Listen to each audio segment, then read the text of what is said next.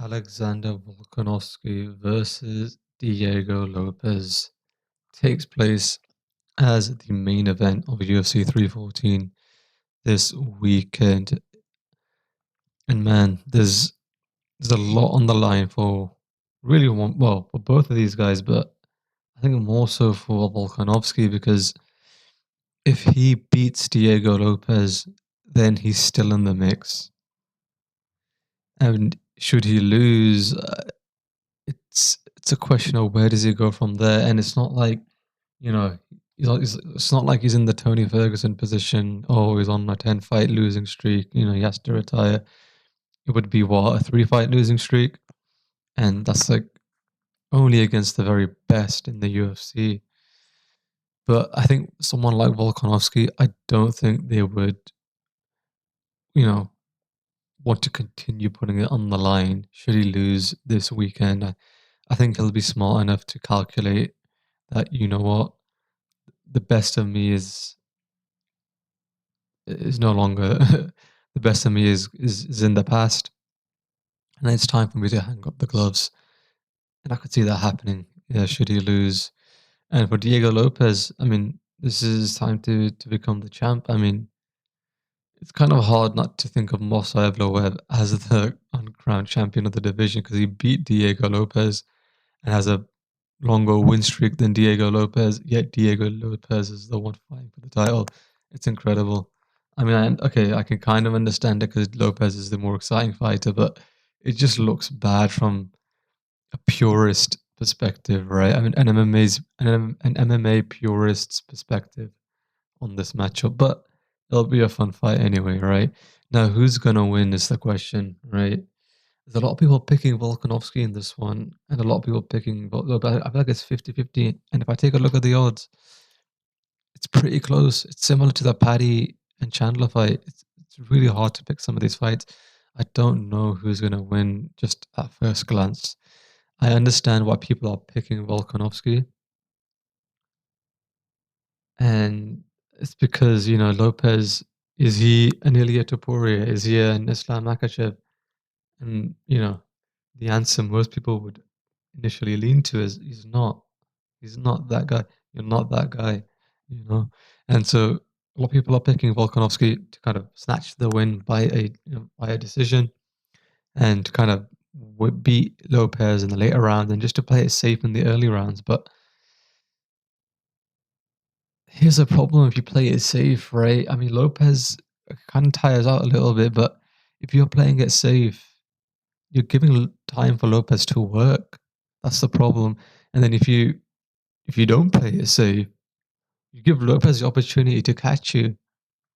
And now I'm not saying Lopez is gonna like spark you out and conjure. I don't think he has the same level of power as maybe a lightweight or even Ilya Topuria, but I think he has enough power to hurt Volkanovski, especially now that I think Volkanovski's chin is a bit compromised. He's gonna have enough power to hurt Volkanovski on the feet, and I think that will let him transition into a submission. I see Diego Lopez submitting Volkanovski, and you could say Brian Ortega could submit him. I don't care about Brian Ortega; he's a bum, right?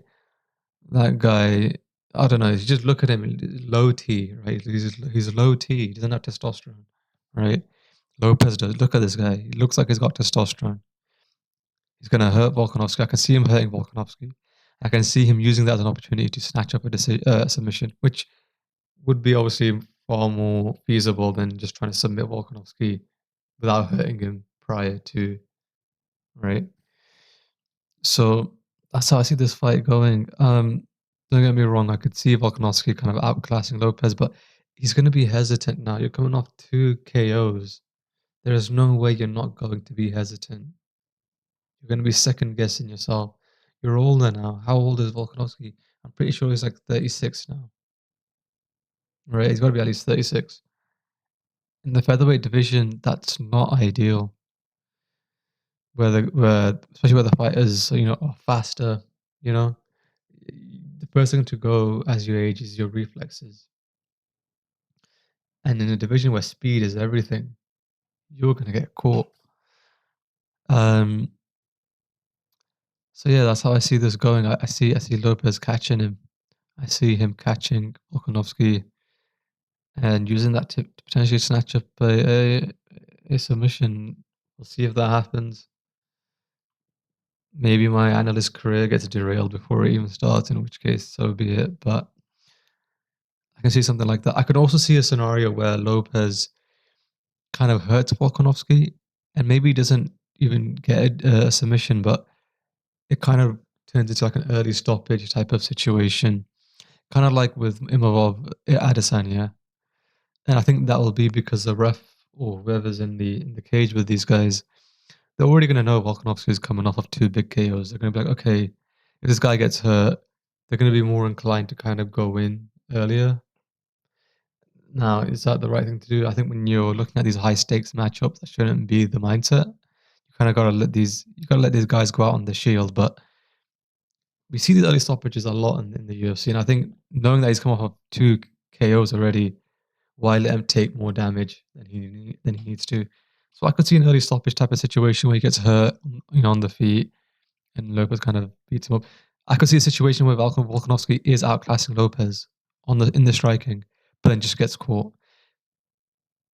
If Volkanovski employs his wrestling though from the beginning, I think that is his path to victory.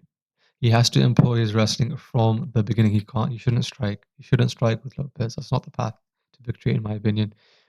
If he doesn't do that, in my opinion, he's going to lose a fight. And I am picking Diego Lopez. And it'll be good to get someone like Diego Lopez at the top of the division. Let's change things up. Let's get the new generation coming in there. Let's do the rematch with Movsar Evloev. Let's find out who is the best at 145. Let's find out who Topuria, was ducking pretty much, right?